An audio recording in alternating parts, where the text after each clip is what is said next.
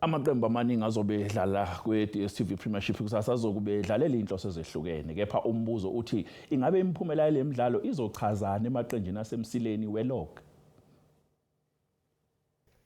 iDSTV Premiership ifinyelele emaphethelweni njengamanje ke njengoba sobona ke ukuthi namhlanje sokwazi sibhekisisa ukuthi ubani ozohamba ubani ozoya kuma playoffs njengoba sibonile ukuthi na ku Clear Africa Championship amaqembu amabili azodlala ama playoffs azokwazi ke sesiyawazi ukuthi ubani sesilinde ngala ku DSTV Premiership ukuthi sibone ukuthi ke ubani ke abazodlala kuma playoffs ke mangabe bengatholanga izembe automatically kuzokwenzeka kanjani lokho na kuzokwenzeka ukuthi ke njengoba iTS Galaxy ihlezi ku position 14 ina 21 goals yangenelwa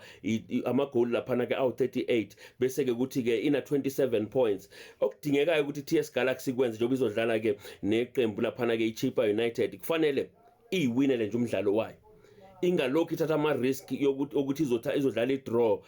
izokwenza njani kungani na kungoba njengoba injeni ihlezi kanje isengcupheni yokuthi mayike yawina ngamagoli amancane ingafice ithola ukuthi goal difference iyafika kuyangena ke kuyo yonke le battle kanti ke mawuthi uyabuka ke ilandelwa iSwallows ihlezi ku position 15 ina 25 points ishiwa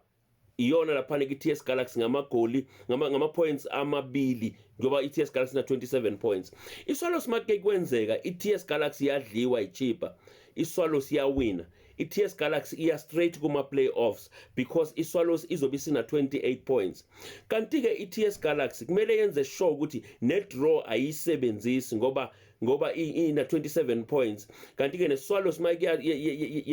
yadliwa la ikhona ku position 15 izohlala lapho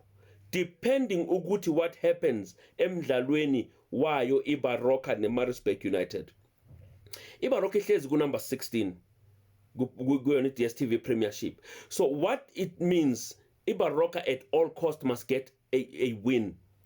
mabethola le win bana 25 points izobathatha ibanikeze u28 points mangabe iSwallows idliwa iSwallows iya straight relegation kanti ke iBaroka izokwazi ukuthi iye kuma playoffs